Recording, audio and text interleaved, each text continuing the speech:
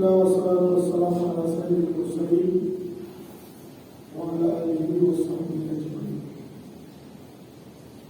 Seluruh jamaah salat Fardhu Maghrib Masjid An-Nabi malam ini kita lanjutkan kajian fikih,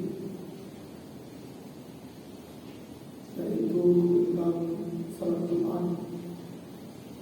Kita sudah sampai kepada syarat wajib Jumat.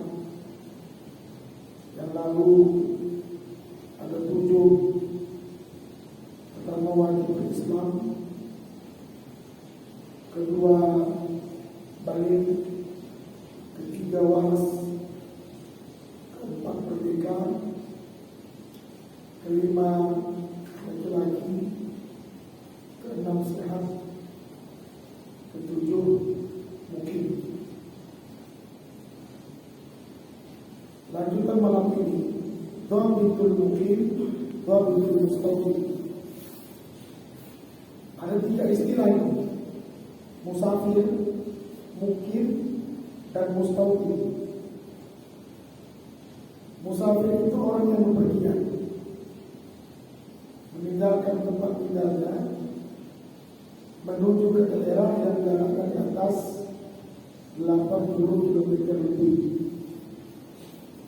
Bukan waktu ya, tetapi jarak. Kalau waktu nanti lebih jauh ke Siantar ketimbang ke Jakarta, kan begitu. Ini pakai jarak. Kemudian mungkin ini orang yang musafir, tetapi dia menetap di tujuannya itu dan tidak berniat untuk tinggal di situ. Seperti santri, mahasiswa luar negeri, luar kota, kuliah di Banda Aceh. Dia orang Medan asli. Dia disebut musafir, dia menjadi 3 hari. Disebut mustaqim, dia tak ada tinggal situ. Maka statusnya mukimin. Orang-orang kita di Kali Mekah itu disebut mukimin. Mukimin itu artinya apa? Musafir yang menetap di daerah itu dan tidak bagian untuk tinggal selama di sana. Pak Jol orang Aceh asli ya? Ya. Ada kan lagi yang balik Aceh? Ya. Yang balik. Berarti mustaqim di sini. Nah, kebalikannya, berarti kalau ketika beliau ke Aceh, beliau mungkin bukan mustaqim. Jadi status mustaqim itu lebih akurat. Di tengahnya mungkin, di akhirnya musafir. Awalnya Pak Joli mustaqim di Aceh, kan betul? Orang Aceh asli kan? Terus musafir ke Medan.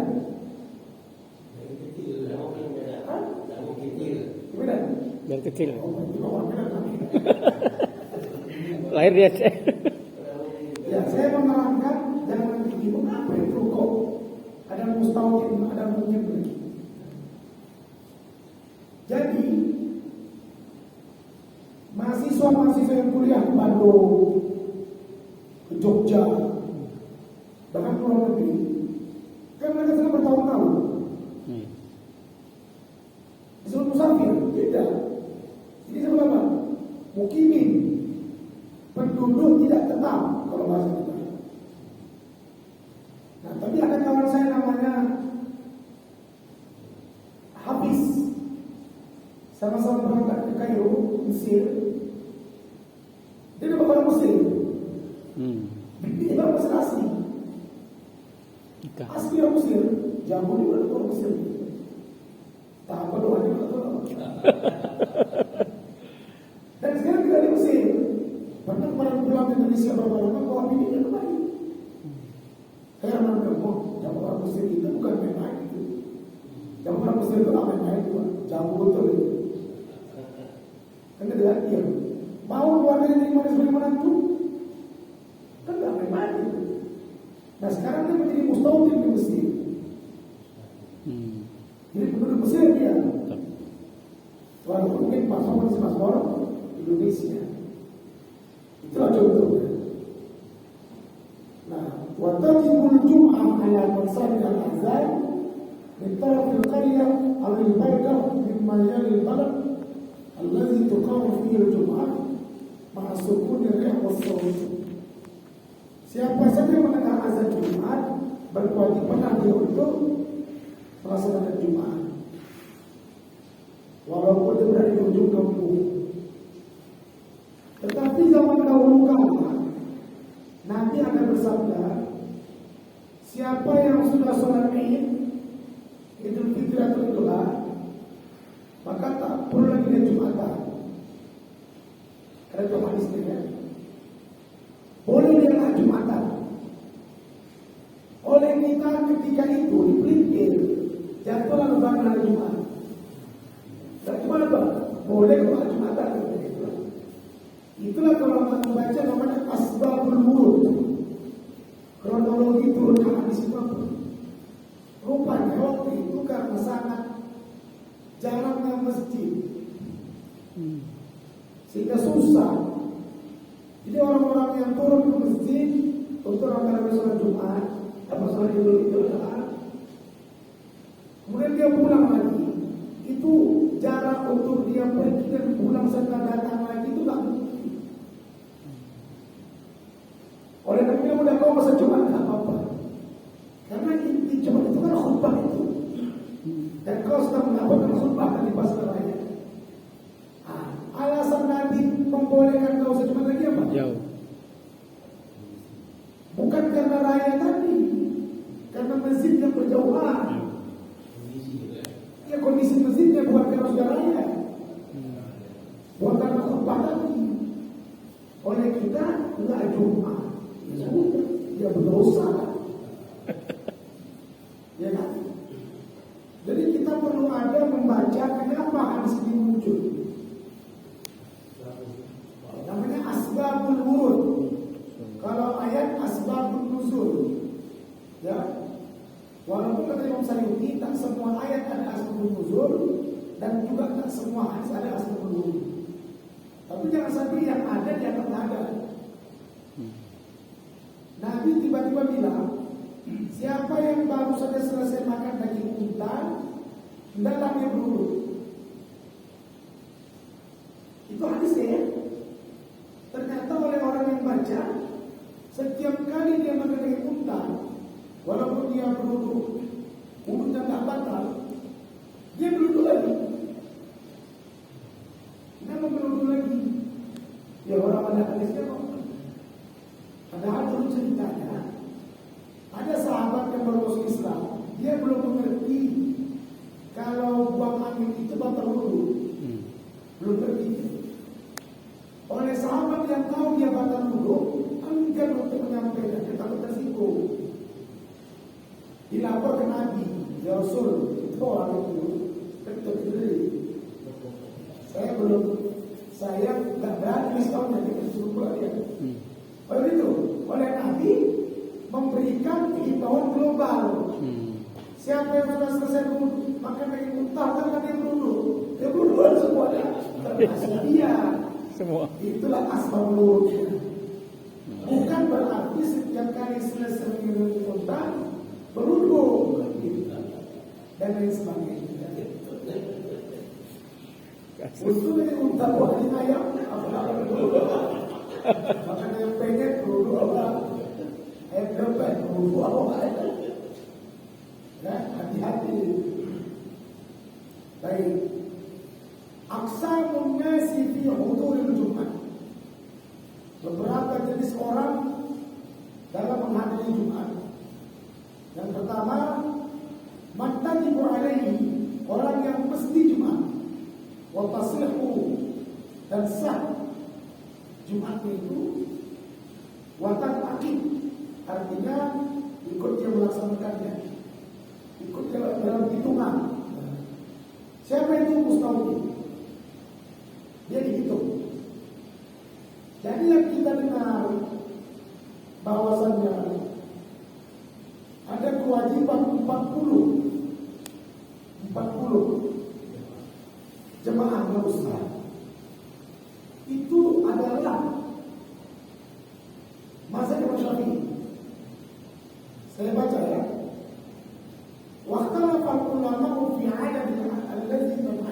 Yukbir Jumat ala Arba'ati Asyar.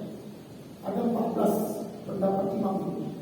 Yang pertama, Jumat cukup dilaksanakan satu orang saja. Ya, itu pendapat Ibnu Hazm. Ya, dia semua Ibnu Warung dia. Ya, karena ketimbang nggak ada, lebih baik dia buat sendiri. Kata Ibnu Hazm. Ya kan? Sama seperti fikih sensasi. Hewan disunahkan kurban itu apa? Lembu, kambing, unta, kuda, rusa, kerbau, kijang, dan sejenisnya. Itu hewan-hewan yang boleh kita makan, tetapi tidak disunahkan menjadi hewan kurban.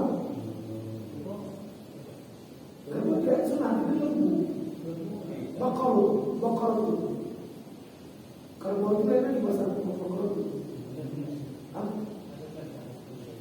Ya maksud dulu ini. Kata Syekh Sabi dalam fikih sunnah, andaikan di lokasi itu tidak dapat 3 hewan ini, boleh. Andai. Potonglah yang lain, termasuk kuda. Asal jangan sampai tidak ada pelaksanaan kurban di situ. Kerbau boleh, tapi kan ada seperti prioritasnya. Kalau di India, mati di Tuhan pula lembunya. Betul lah. Nauzubillah, depan mata saya itu kencing lembu diminum. Betul kan? Nah kalau kita kencing unta boleh, ya kencing unta boleh dibentuk ya, kencing unta. Jadi dulu ada sejarahnya begini. Ada orang sakit datang ke Nabi. Ya Rasulullah, aku sudah kronis. Aku berniat kalau aku sembuh di tanganmu, aku Islam. Oleh Nabi dahulu. Itu maksudnya bagi orang boleh jadi obatnya. Kan gitu kan? Obat Nabi. Ketika itu Nabi penyakitnya, obatnya kencing unta. Dicampur lagi dari kemudian sembuh. Maksudnya sampai terus. Kencing unta, kencing lembu, kencing kucing pula ya kan. Ya. Ini Nabi itu kan disaksikan. Ketika ada orang buta datang, dihembusnya, diludahnya, sembuh. Musai untuk Kazam ada orang celek buta sebelah, diludahinya buta dulu. Bukan orang yang buta melek, yang melek buta. Dia ikut sosok Nabi. Jadi yang 2 orang itu pendapat An-Nahai. Yang 3 orang, 2 jemaah 1 imam, itu pendapat Abi Yusuf Muhammad Abu Lais. Yang 3 orang bersama imam, itu pendapat Abi Hanifah. Jadi imam 1 jemaah 2 tidak bisa. Mazhab Hanafi. Yang 7 orang pendapat Ikrimah, 9 orang pendapat Rabi'ah, 12 orang pendapat Imam Malik.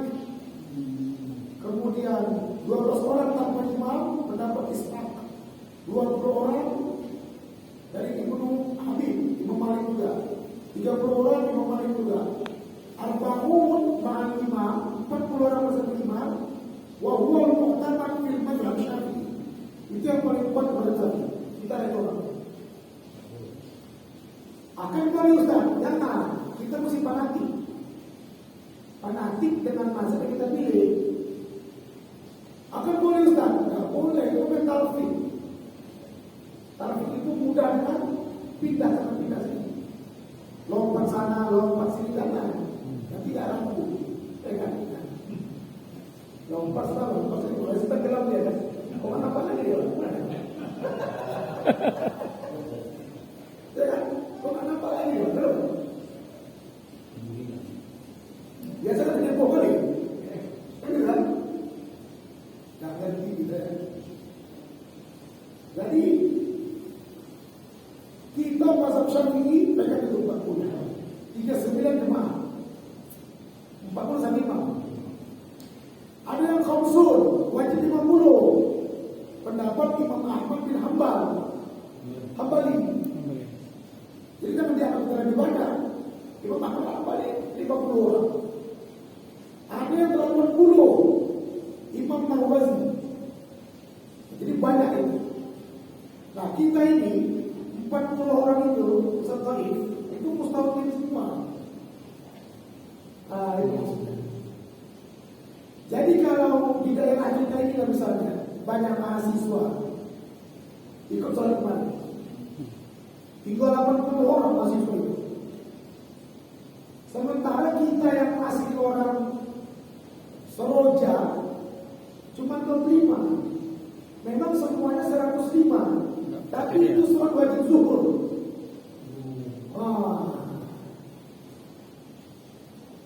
Ya kan? Loh itu tadi 40. Iya, 40 itu mustautin. Okay. Mustautin itu yang bukan mukim. Mukim itu artinya orang yang tinggal sini bukan tetap. Ini 80 orang. Ini masih sebagai kami kan 3.000 orang lagi. Masuk Indonesia kan 3.000 orang. Bukan sedikit. Wajib mustautin. Maksudnya di sini mustautin kan? Mustautin. Nah. Tinggal sini ini udah niat, maksudnya ada balik lagi kamu. Sejauh ini niatnya apa? Ya sudah. Oke. Ada pun nanti perubahan tidak itu. Iya, udah sini ya. Istri harus istri. Acari yang situ harus istri. Begitu cara mengingatnya, cari situ harus istrinya. Nah selama ini kita hanya beranggapan 40 orang. Yang 40 orang siapa? Mustautin. Bukan mungkin, mustautin. Jadi yang 40 orang mungkin itu nggak dihitung. Dia wajib Jumat, tapi dia nggak masuk hitungan. Jadi 60 orang kita di sini. Cuma 20 yang mustautin. Kemudian, baik. Mantajibu alaihi wa tasihu min walatan hakim. Orang yang wajib sholat Jumat tapi nggak dihitung sebagai mustautin, itulah bukti. Mantajibu alaihi wa tasihu min walatan hakim. Dia wajib sholat Jumat tapi dia nggak sah kalau sholat Jumat dan dia tidak dihitung. Siapa itu? Murtad. Orang murtad itu selama dia murtad, dia wajib mengembalikan semua kewajiban. Tapi tidak semua murtad itu buruk. Ada murtad yang baik. Kalau dipanjangkan, alias boleh ustaz. Siapa itu murtad itu? Siapa itu boleh ustaz? Karena dipanjangkan. Jadi orang-orang murtad itu berapa tahun dia murtad? 3 tahun. Maka 3 Ramadan dia mesti koboi. 3 Ramadan. Jadi orang murtad itu tidak akan diterima taubatnya sebelum dia mau bersungguh-sungguh untuk menebus kewajiban-kewajibannya selama dia murtad. Kalau orang kafir masuk Islam disebut apa? Sampai kapan tanggal malam itu? 3 bulan. Masa itu. Mu'alaf itu tak pernah tanggal. Sampai dia nanti. Karena mu'alaf itu adalah status dia. Mu'alaf itu yang membedakan antara dia dengan kita. Kita ini bukan mu'alaf karena lahir dari kecil Islam. Dia mu'alaf karena Islam dari lahir. Jadi mu'alaf itu bukan sebuah slogan yang menghinakan. Itu slogan yang memuliakan. Saya kalau tidak terlahir Islam, belum tentu Islam. Potensi dia untuk berdakwah entah di gereja. Betul tak? Ya. Syukurnya Allah lahirkan kita dari lahir orang Islam. Mana lebih hebat? Mu'alaf dong.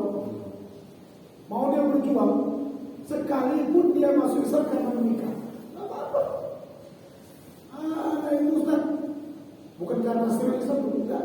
Hidayahnya melalui pernikahan itu. Begitu dengan anak enteng itu. Saya kemarin takziah, desa kakak meninggal.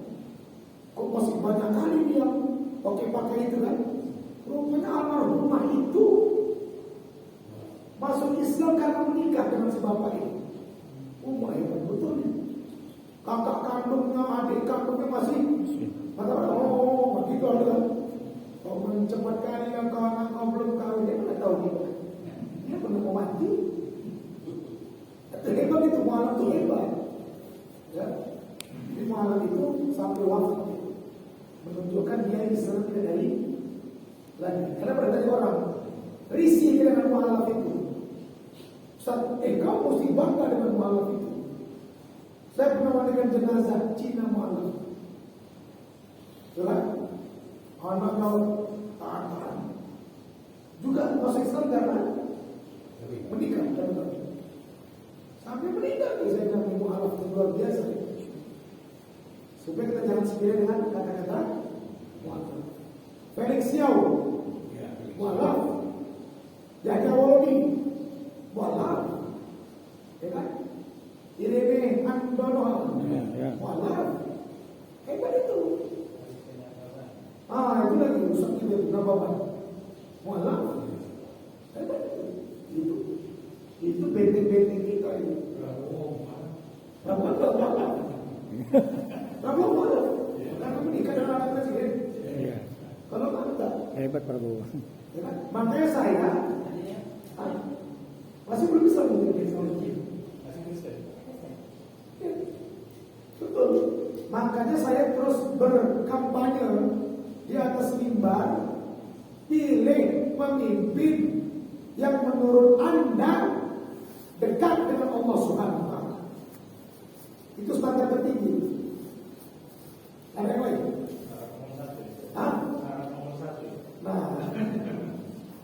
Sebut hanya itu. Pilih pemimpin yang dekat dengan agama ini. Kita bukan hanya memilih pemimpin yang beragama. Kalau beragama semua beragama itu kan. Tapi yang dekat dengan agama wajib itu. Karena semua yang kita coba dimilih akan kita bertanggung di hadapan Allah Subhanahu. Ya.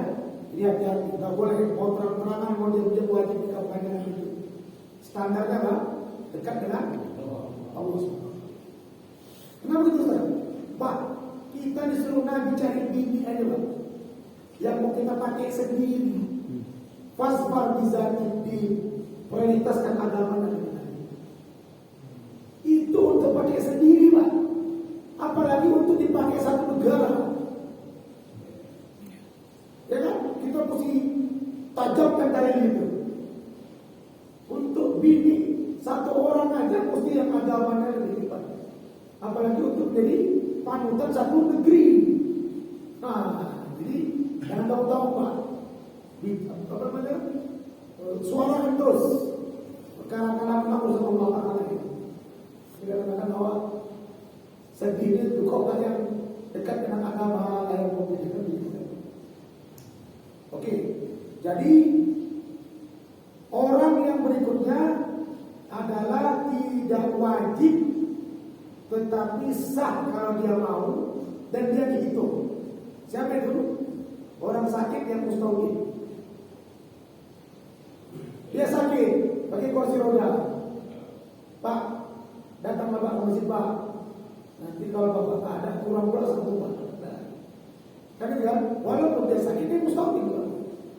Sebab kita baca di sini bahwasanya andai kata ada orang sholat Jumat kemudian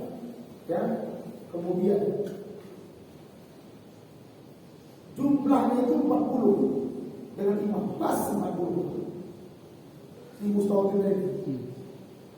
Entah bagaimana batal wudhunya sebelum salam.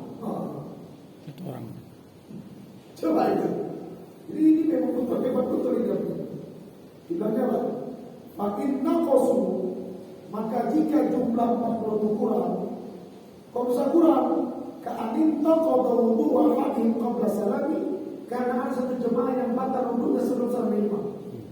Batalatil Jum'at, batalan Jumatnya. Sebab ketika imam salam dihitung hanya 39 orang. Dia udah ikut, rupanya orang tersebut terkentut. Sampai selesai. Belum selesai. Yang jelas endingnya waktu salam hanya 39. Batalatil Jum'atu, batalan Jumat. Makanya bilang sama Mustafa itu, nama bentuk ya kebiasaannya. Bahaya gitu. Jadi kalau rahimahullah, ada orang yang wajib, ada orang yang tidak wajib, tetapi kalau dihitung sholat sah, namun dia tetap tidak dihitung. Siapa itu al-musafir? Jadi waktu kita sholat Jumat di Mekah, di Madinah, kita mukim ini. Kok mukim Ustaz? Udah 5 hari di tanah suci. Mukim kan? Tapi tetap tidak dihitung, karena kita bakal pulang. Jadi ada 3 istilah ya, musafir, mukim dan mustautin. Wal abdu, hamba saya. Di zaman perbudakan, hamba saya itu tidak dihitung, cuma sah cuma. Dan anak-anak yang dibawa tali sah aja mereka, sah cuma dia nggak dihitung anak. Ya. Ada yang nggak wajib, tidak sah, nggak dihitung, kafir dan orang gila itu nggak itu. Jadi artinya Allah, jangan sampai kita salah mengerti. Kita mustahil tidak di tempat ini. Mustahil tidak. Kita orang yang asli. Kita orang yang asli. Tetapi ketika kita ke DS, kita tidak mustahil lagi. Ya. Masih belum menjadi satu. Belum menjadi satu. Ya kalau kita berniat, kita di sana tuh tinggalkan. Nah, tinggal aja lewat aja. Ya kan? Kepingin sholat di masjid apa boleh? Kabupaten Serang itu yang gede gitu kan? Bisa aja. Bisa aja. Ya. Baik, ada pertanyaan? Ya. Ini nampaknya juga. Kalau di kampus itu kan sering diadakan di mana-mana waktu berhenti. Itu rata-rata semua mahasiswa mulai dari makmum sampai imam kadang-kadang. Semua. Itu mana bukan? Hampir semua. Sah. Enggak sah, tapi masalahnya kalau yang seperti tadi kita ceritakan dia aku memang nggak ada di situ. Mungkin apa? Mustaqim. Mungkin ada. Mustahil ada. Tetapi cuma sah. Di masa. Tapi mau tidak memenuhi syarat. Artinya mereka tidak terhalang untuk Jumat.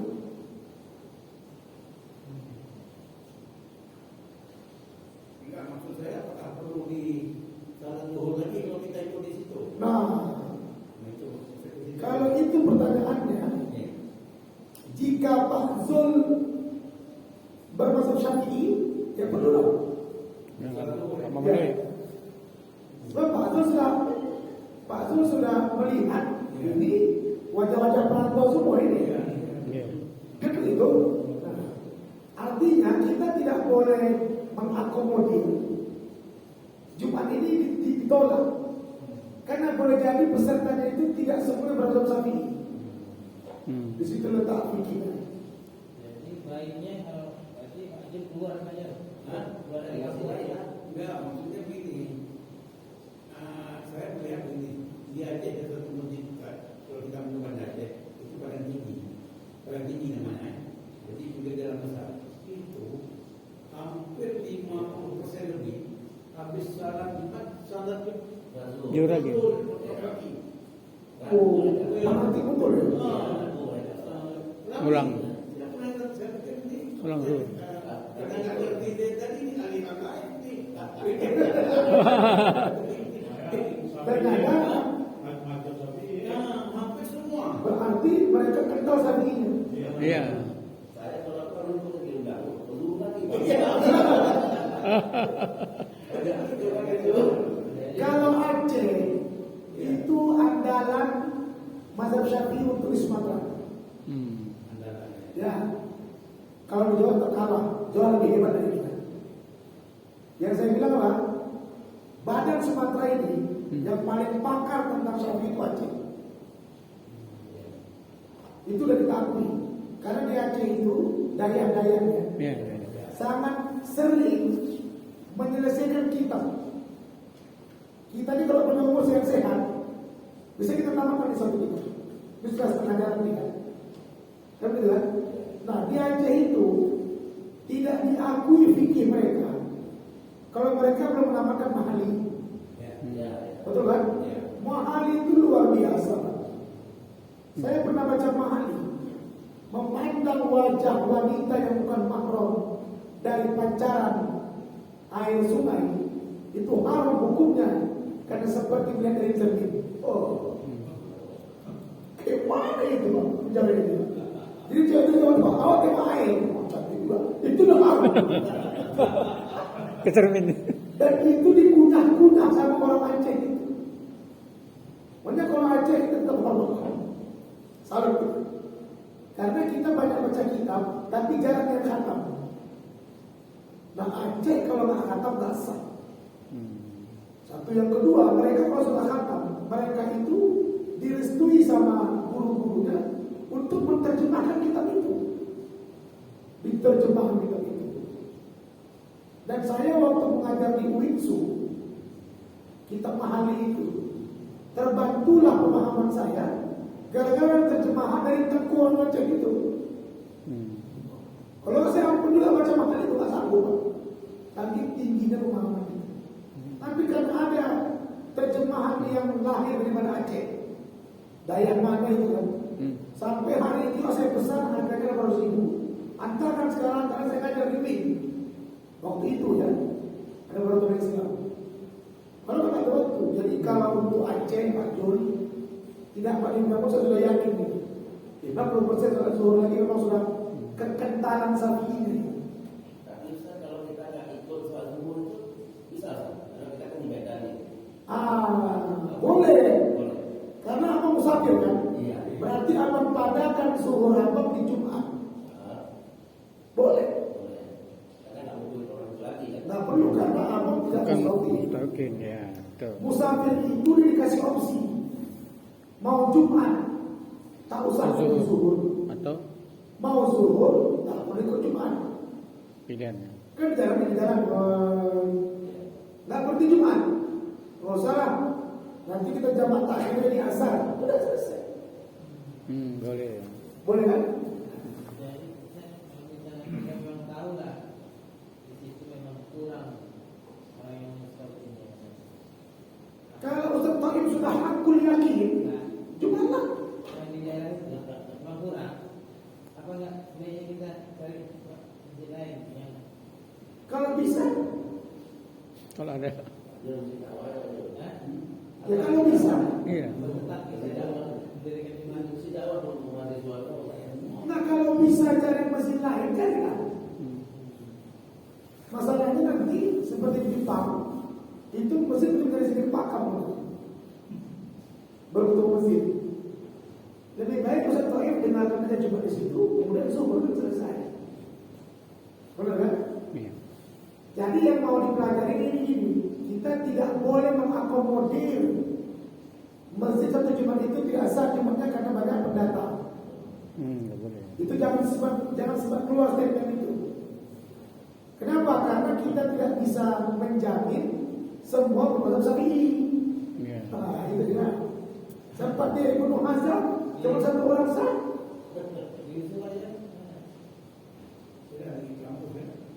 Ya maksud saya bukannya di USU, di mana-mana tempat perkuliahan bahkan di UIN di dunia ini juga UGM.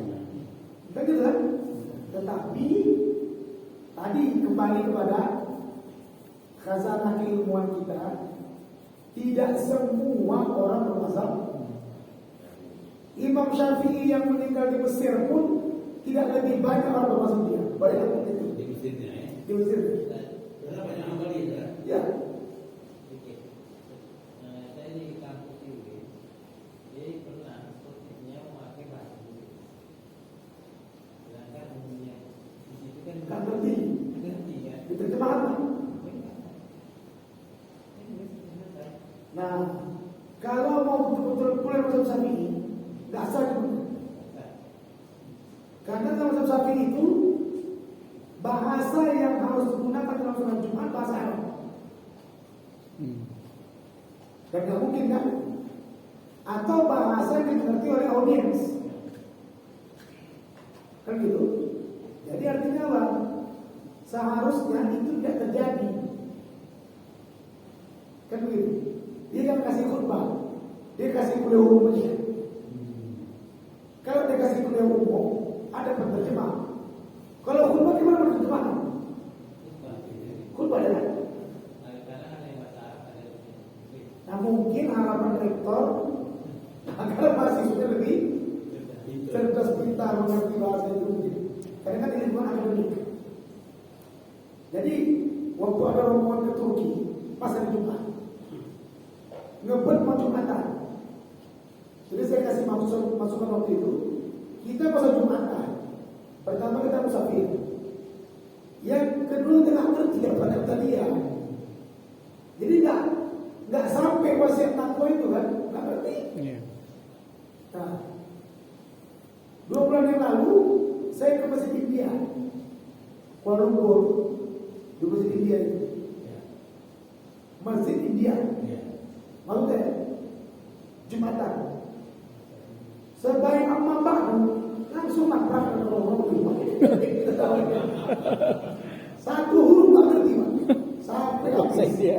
Wah, ini terperangkap orang ini kan. Nah, cuma karena kita musafir, datanglah. Mustawatinya banyak ngerti itu, Pak.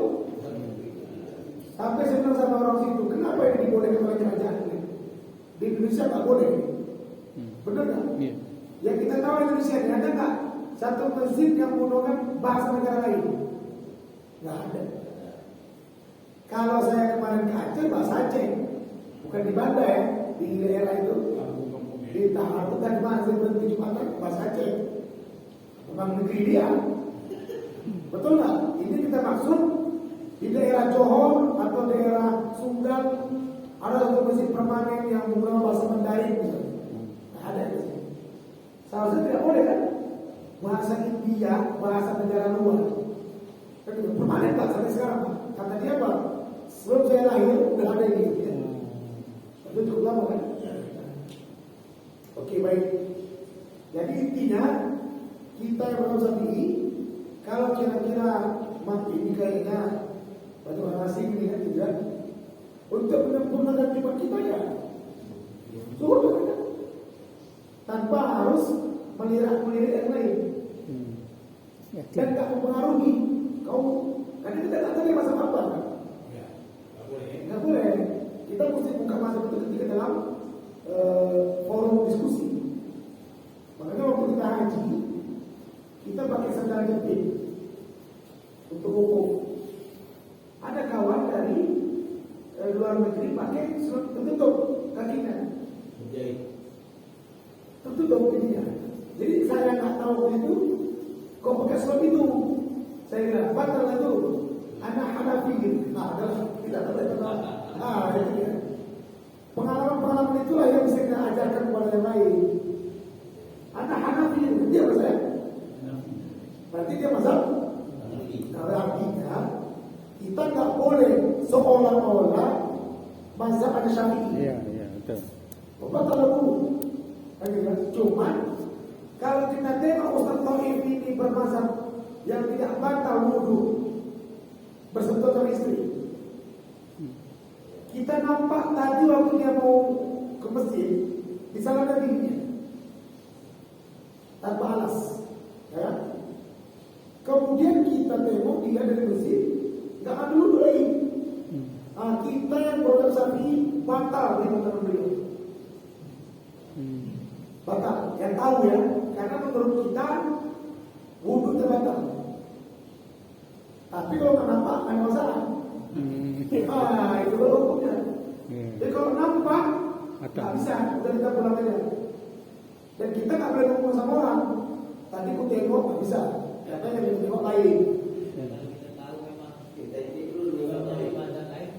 Ya, tapi nggak di mata kita dia bersentuh dengan dirinya. Ya kalau apa tidak Ustaz belum tentu. Ngerti kan?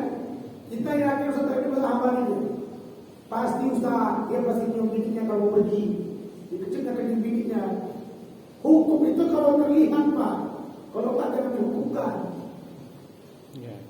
Jadi yang harus tahu kita. Kayak gitu kan? Ya, tapi itu. Jadi ada duit. Duit ini boleh nggak kita bawa sholat? Kenapa gitu Ustaz? Ya. Kita tak ngerti daripada duit ini. Dari tukang becak tadi. Kita nggak mau jatuh dari mandar orang yang beli B2. Wah, panjang beli lagi itu. Kalau gitu kok kasih dia aja lah. Nah, hukum itu ada yang terlihat. Kalau nggak terlihat jangan. Kedua, kan lebih kuat apa kita? Lebih kuat keyakinan kita. Saya berkunjung ke Masjid Taif. Pas mau berwudu, di baju cuma segini air. Nggak sampai 2 bulan. Cuma saya tengok jernih. Saya tengok ada berbau. Hidupkan mati.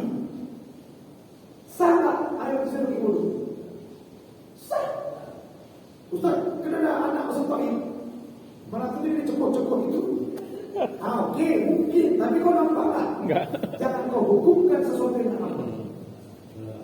Nah, itu selesai. Iya kan?